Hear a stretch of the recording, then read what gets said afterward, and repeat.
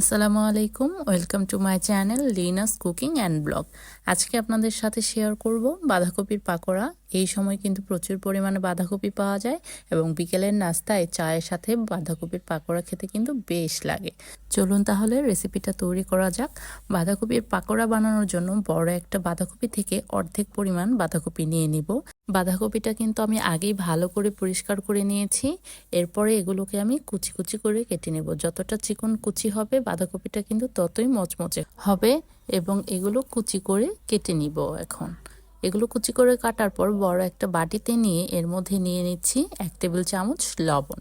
এই লবণ নেওয়ার পরে এটাকে আমি ভালো করে মাখিয়ে নিব। ভালো করে মাখিয়ে এর মধ্যে যে পানিটা থাকবে সেটা আমি বের করে নিব। যতটা সম্ভব আমি এখান থেকে পানি বের করে নিব এবং এটাকে চিপিয়ে অন্য একটা বাটিতে রেখে দিব।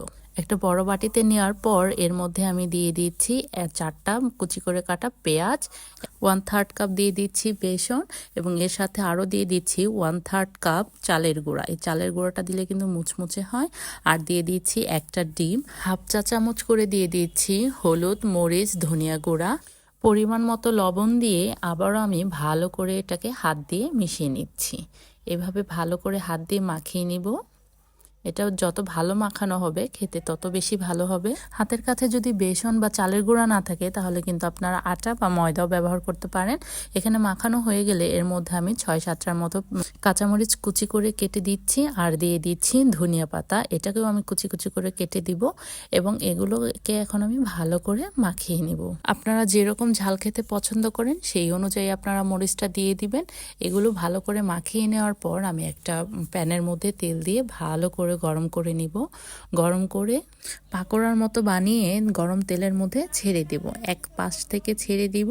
এইরকম করে পাকোড়ার সাইজে আমি সবগুলো আস্তে আস্তে করে তেলের মধ্যে ছেড়ে দিব। সবগুলো ছাড়া হয়ে গেলে এগুলোকে আমি মিডিয়াম আঁচে রেখে আস্তে আস্তে করে ভেজে নেব।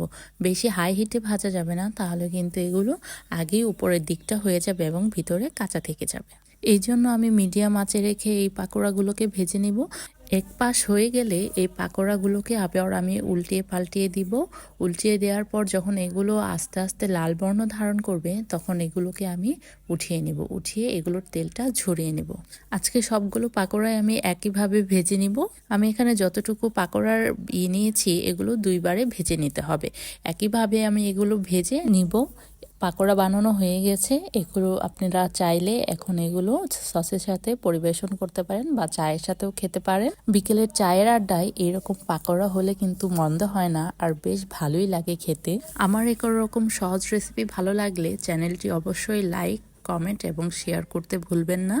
নতুন নতুন রেসিপি পেতে অবশ্যই চ্যানেলটি সাবস্ক্রাইব করতে ভুলবেন না।